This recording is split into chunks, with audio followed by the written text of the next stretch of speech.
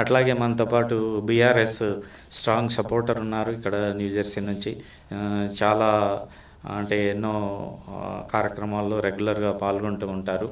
తన ఒపీనియన్ కూడా. నమస్కారం అండి. బీఆర్ఎస్ అనేది ఇప్పుడు నేషనల్ పార్టీ అనొచ్చో లేదో నాకు తెలియదు. మన తెలంగాణలో తెలంగాణ ఆవిర్భావ సందర్భంగా అంటే మన కేసీఆర్ గారు మెయిన్ భూమిక పాలించారు. అంటే ఎంతోమంది నాకు తెలిసినంత వరకు 1968 నుంచి నాకు తెలుసు ఆంధ్ర తెలంగాణ విడిపోవాలని చెప్పేసి. అప్పుడు నాకు బాగా జ్ఞాపకం, 8th క్లాస్లో ఉన్నాను నేను. ఆ టైం నుంచి కూడా మరి ఆంధ్ర తెలంగాణ కావాలని చెప్పేసి ఎన్నో అడదుడుకులు ఎన్నో జరుగుతూ వచ్చాయి. చివరికి 2014లో మన టీఆర్ఎస్ అని చెప్పేసి కేసీఆర్ గారు ఆయన ఆధ్వర్యంలో మొట్టమొదటిగా తెలంగాణ మన సపరేట్ ఒక స్టేట్ ఆవిర్భావం జరిగింది. అది మరి ఆయన గెలిచినప్పటి నుంచి కూడా ఆయనకే అంటే నేనే తీసుకొచ్చాను, నా వల్లే జరిగిందని చెప్పేసి ఆయన క్లెయిమ్ చేసుకుంటూ అది సక్సెస్ అయ్యారు. మరి ఆ రకంగానే తను సీఎంగా ఒక 10 సంవత్సరాలు పరిపాలించారు. ఆ సందర్భంగా మళ్ళీ 3rd టర్మ్ ట్రై చేస్తుంటే మరి జనాలు మరి తనని యాక్సెప్ట్ చేయలేకపోయారు. కాంగ్రెస్ మళ్ళీ తిరిగి కాంగ్రెస్కి ఇచ్చారు. మరి ఏ రకంగా మిమ్మల్ని టీఆర్ఎస్ని అంటే ప్రస్తుతం బీఆర్ఎస్ ఎందుకని ఓడిపోయారు? మీరు చేసిన తప్పిదాలు కారణమా, లేకపోతే ప్రజలు మిమ్మల్ని నమ్మలేక మళ్ళీ కాంగ్రెస్కి అప్పచెప్పారా? ఎలా మీ ఒపీనియన్ ఏం చెప్పదలుచుకున్నారు మా వీక్షకులు? నమస్కారం అండి. నా పేరు శ్రీనివాస్ రెడ్డి. ఫస్ట్ నేను బీఆర్ఎస్ ఏం చేసింది, టీఆర్ఎస్ కానీ బీఆర్ఎస్ కానీ ఏం చేసింది అని చెప్పే ముందు ఫస్ట్ కాంగ్రెస్ నుంచి రాము గారు, బీజేపీ నుంచి విలాస్ గారు మాట్లాడిన దాని గురించి నేను ఒక 10 నిమిషాలు జస్ట్ దాని గురించి డీటెయిల్స్ ఇద్దాం అనుకుంటున్నాను. సో ఇవాళ 75 years ఆఫ్ ఇండియన్ ఇండిపెండెన్స్ హిస్టరీలో ఇండియాలో ఇంకా మేము ఒక బాత్రూమ్లు కట్టుకునే స్టేజ్, ఎవ్రీ ఉమెన్కి ఒక సెక్యూర్ బాత్రూమ్స్ లేవు, బాత్రూమ్స్ కట్టుకుంటున్నామని ప్రౌడ్గా పిఎం వచ్చి న్యూయార్క్లో we're building bathroom, we're building toilets అని, ఇంకా అసలు దాన్ని ఎట్లా తీసుకోవాలంటే ప్రౌడ్గా చెప్పుకోవడం అనేది ఎంతో సిగ్గు చేయటండి. అట్లాంటి స్టేజ్ ఇండియాలో ఉన్నదని అందరికీ తెలుసు. అట్లాంటి స్టేజ్లో ఉన్నది ఇండియా. అండ్ ఇప్పుడు వచ్చి మేము కాంగ్రెస్ డెవలప్మెంట్ చేసినాము, కాంగ్రెస్ బీజేపీ డెవలప్మెంట్ చేసినాము అని చెప్పి వీళ్ళు గొప్పలు ప్రగల్భాలు ఇక్కడ వలుకుతున్నారు. కానీ మీరు రియల్గా India is not just only cities, go to the remote villages. ఇప్పటికీ కూడా ప్రాపర్ టాయిలెట్స్ లేని ఇల్లు చాలా ఉన్నాయి. అండ్ వాటికి కారణం కాంగ్రెస్ బీజేపీ. 75 years పాలించింది ఎవరండి? కాంగ్రెస్ బీజేపీ పాలించారు.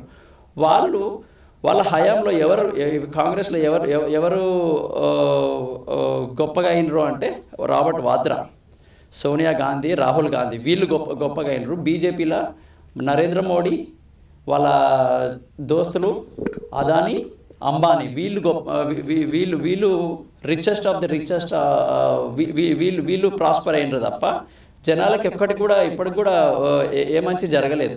ఇప్పుడు ఎట్లుందంటే మా తాతలు డేతులు రాకిండ్రు, మా మీసాల వాసన చూడండి అన్నట్టు కాంగ్రెస్ మాట్లాడుతుంది. అది ఎప్పుడో మన స్వర్గీయ మహాత్మా గాంధీ గారు ఇండియన్ ఇండిపెండెన్స్ని తీసుకొచ్చిన తర్వాత అప్పుడున్న జవహర్లాల్ నెహ్రూ ఐఐటీస్ పెట్టిన ఒక 4-5 ఐఐటీస్ పెట్టిండ్రేమో, వాటిని చూపించి ఇంకా 75 years వీళ్ళు ఇంకా మేము సర్వైవ్ అవుతాము అంటే, ఇంకా ఇప్పుడు మా తాతలు ఏదో చేసేసిండ్రు, మేము ఇప్పుడు రాహుల్ గాంధీ ఇప్పుడు నేను యువరాజు అన్నట్టు చూపించుకుంటుండ్రు కదా. అది ఎవరి ఫెయిల్యూర్? ఫస్ట్ అది కాంగ్రెస్ పార్టీ ఫెయిల్యూర్.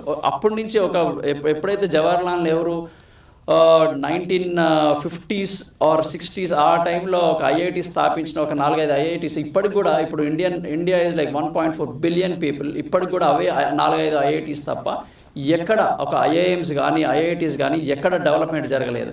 సో తర్వాత వచ్చిన మోడీ ఏం చేసి నేనేదో మొత్తాన్ని ఇండియాని ట్రాన్స్ఫార్మ్ చేసేసి నేను అమెరికాని చేసేస్తా అది ఇది అని చేసి చెప్పింది ఓన్లీ అదానీని రిచ్గా చేసిండు. వాళ్ళ గుజరాత్కి ఏదో చేసేసినా అని చెప్పి ఒక మాయాజాలంతో గుజరాత్ మోడల్ ఏదో తీసుకొచ్చి ఇండియాకి చూపిస్తా అని చెప్పి జనాలను మోసం చేసి ప్రధానమంత్రి పదవి చేపట్టిండు. దాని తర్వాత రాహుల్ గాంధీ వైఫల్యం వల్ల ఇవాళ మోడీ ప్రధాని పొజిషన్లో ఇవాళ కూర్చోగలుగుతున్నాడు. ఎందుకంటే ఫస్ట్ ఇప్పుడు మోడీ ఏదో ఇవాళ ప్రధానమంత్రి అయిండు అంటే మోడీ గొప్పతనం కాదు, అక్కడ రాహుల్ గాంధీ గొప్పతనం. రాహుల్ గాంధీ అక్కడ సరిగ్గా అపోజిషన్ ఉంటే ఇవాళ మోడీకి తగ్గఫర్ ఒక కాంపిటీషన్ వచ్చేది. ఎందుకంటే సెంట్రల్లో ఇప్పుడు ఎట్లుందంటే ED, CBI, everything is under controlled by mod a. ఎవరన్నా ఇవాళ ఎట్లుందంటే మేము అవినీతి చేయలేదని ఇందాక విలాస్ చెప్పిండు, కానీ అవినీతి చేసిన వాళ్ళని చేర్చుకొని మీరు వాషింగ్ పౌడర్ నిర్మా అని చెప్పి వాళ్ళకి మంచిగా నన్నున్న స్నానం చేపించి ఇవాళ మీరు పునీతులు అయిపోయినారు అని చెప్పి వాళ్ళు గట్టిగా చెప్తున్నారు. అంటే ఇవాళ మీరు ఇప్పుడు సీఎం రమేష్, సృజనా చౌదరి ఇట్లాంటి వాళ్ళని అందరినీ పార్టీలో చేంజ్ అంటే I don't want name all of them, but ఇట్లాంటి వాళ్ళని పార్టీలో చేర్చుకోగానే ఇవాళ బీజేపీ పుణ్యాత్మురాలు అయిపోయినట్టు, బీజేపీ పార్టీ ఏదో కడిగిన ముత్యమైనట్టు ఫీల్ అయిపోతున్నారు.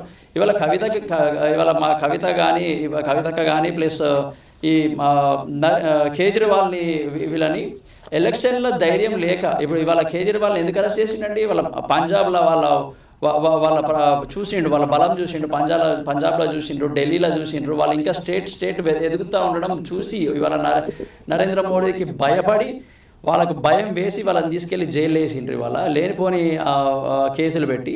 అంటే ఇన్ని రోజులు గుర్తు రాలేదా? ఓన్లీ ఎలక్షన్లు వచ్చే ముందు ఆ కేసు లేదు. ఎందుకంటే సిబిఐ, ఈడీ అవన్నీ ఎవరి చేతులు ఉన్నాయి? మోడీ చేతులు ఉన్నాయి. సో వీళ్ళు గట్టిగా అట్లాంటి అక్రమ కేసులు బనాయించి తీసుకుపోయి జైల్లో పెట్టి ఇవాళ ఇప్పుడు మీ కాంగ్రెస్లో స్కాములు జరగలేదా? కాంగ్రెస్ ఈ 75 years ఇండిపెండెన్స్ హిస్టరీలో కాంగ్రెస్ నుంచి స్కాంగ్రెస్కి మారడానికి 75 years మొత్తం చూస్తే కనుక మొత్తం స్కాములు. ఒక బీజేపీ చూసుకుంటే కనుక ఎప్పుడు రిలీజియస్ పార్టీ, మతతత్వ పార్టీ. అసలు తెలంగాణలో మేము తిండికి ఏడ్చినాము, బట్టకి ఏడ్చినాము, గూడుకి ఏడ్చినాము, గుడ్డకి ఏడ్చినాము. కానీ ఆ బీజేపీ అడుగుపెట్టే వరకు మా తెలంగాణలో ఇప్పటి వరకు మేము ఎప్పుడు ఒక మతం గురించి కానీ ఎప్పుడు కొట్లాటలు పెట్టుకున్న సందర్భాలు లేవు. ఇవాళ నేను పోయి మా స్నేహితులతో నేను హైదరాబాద్లో మాట్లాడుతుంటే నాకు చాలామంది ముస్లిమ్స్ ఫ్రెండ్స్ ఉన్నారు, క్రిస్టియన్స్ ఫ్రెండ్స్ ఉన్నారు. వాళ్ళతో మాట్లాడుతుంటే వాళ్ళ మధ్యలో ఒక గీత గీసినట్టు ఇన్ని రోజులు ఎప్పుడైనా మేము మాట్లాడుకుంటే వాళ్ళ రంజాన్కి పోయి వాళ్ళ ఇంట్లో మేము భోజనాలు చేసేటోళ్ళము, వాళ్ళు మా ఉగాది పండుగకి వాళ్ళు మా ఇంట్లో తినేటోళ్ళు. ఇప్పుడు అట్లాంటిది వాళ్ళ మధ్యలో ఒక గీత గీసినట్టు మాకు మాట్లాడాలంటే ఆ ఇన్కన్వీనియన్స్ ఒకటి ఉన్నది. అది ఎవరు క్రియేట్ చేసింది? పొలిటికల్ పార్టీస్ క్రియేట్ చేసింది, ముఖ్యంగా బీజేపీ క్రియేట్ చేసింది. ఇట్లాంటి మనుగడ ఎన్ని రోజులు సాధిస్తారు? మీరు ఓన్లీ డెవలప్మెంట్ ప్రాస్పెక్టివ్గా మీరు మాట్లాడండి, డెవలప్మెంట్ని తీసుకురండి. అది మా ఎజెండా, మా బీఆర్ఎస్ పార్టీ ఎజెండా. కానీ మా కేసీఆర్ గారి ఎజెండా. మా కేసీఆర్ గారు ఫస్ట్ స్టార్టింగ్లో ఒక ఉద్యమ పార్టీగా స్థాపించినప్పుడు కేసీఆర్ గారు అందరు అవహేళన చేసినారు. ఇది ఒక వారం రోజుల్లో పోయే పార్టీ, ఇది అసలు పార్టీనా అని వ్యంగ్యంగా మాట్లాడిన ఇదే పార్టీలు ఇవాళ కేసీఆర్ గారిని చూస్తే గదగద వణికే స్టేజ్కి వచ్చి కవిత గారిని తీసుకెళ్లి జైలు వేసారు తప్ప అందులో అవినీతి జరిగిపోయింది, అక్కడేదో కోట్ల కుంభకోణాలు జరిగిపోయినాయని చెప్పి వాళ్ళు ఏం చేయలేదు. అదే మీరు చెప్తున్నా కదా, అదే ఎలక్షన్లు అయిపోయాక మొత్తం సిచ్యువేషన్ టర్న్ అయ్యి మా కవితక్క మళ్ళ కడిగిన ముత్యంలాగా వాళ్ళు బయటకు వస్తారనేది నేను ఖచ్చితంగా చెప్పదలుచుకున్నా. ఇంకోటి మేజర్గా చెప్పాలి ఏంటంటే ఇవాళ తెలంగాణలో ఒకటి 6 నెలల నుంచి కాంగ్రెస్ ప్రభుత్వం వచ్చింది. ఆ కాంగ్రెస్ ప్రభుత్వం వచ్చినప్పటి నుంచి కరెంటు కష్టాలు, చేనేత కార్మికుల కష్టాలు, ఆటో రిక్షా కార్మికుల కష్టాలు. ఇవాళ మేము ఓడిపోయినామా ఎందుకు అని మీరు ఒక క్వశ్చన్ అడిగి ఉండదు. ఎనీ టైం ఎనీ గవర్నమెంట్ కానీ ఒక 10 సంవత్సరాలు పాలించిన తర్వాత ఒక యాంటీ ఇన్కంబెన్సీ అనేది ఖచ్చితంగా ఉంటుంది. సో అట్లాంటి దాంట్లో ఒక యాంటీ ఇన్కంబెన్సీ కొంచెం లిటిల్ దానికి ఈ అబద్ధపు ప్రచారాలు, అబద్ధపు హామీలు ఈ రేవంత్ రెడ్డి ఇవ్వడం వల్ల జనాలు నమ్మిండ్రు. అప్పుడు రేవంత్ రెడ్డి ఎలక్షన్ల ముందు ఎట్లా వచ్చిందంటే ముసుగు వేసుకొని ఒక సన్యాసి లాగా వచ్చి ఓట్లు అడుక్కున్నాడు. ఆ ఎలక్షన్లు అయిపోయినాక ముసుగు తీసేసి అస్సలు రూపం ఇప్పుడు బయటకు చూపించుకుంటా కరెంటు తీసేసి రైతు బంధువుల పైసలు ఎగ్గొట్టి ఇవన్నీ చేయడం వల్ల ఇప్పుడు వితిన్ ఒక 3-4 monthsలోనే తెలిసిపోయింది కాంగ్రెస్ పనితీరైంది, బీజేపీ పనితీరైందని. ఇప్పుడు మేము ఖచ్చితంగా ఎంపీ స్థానాల్లో మినిమం 9 నుంచి 11 ఎంపీ స్థానాలు గట్టిగా మేము పోరాడి గెలిచి ఈ 2 జాతీయ పార్టీలకు మేము గట్టిగా ఒక చెంపపెట్టులాగా మేము నిరూపిస్తామని నేను ఖచ్చితంగా చెప్పగలుగుతాను.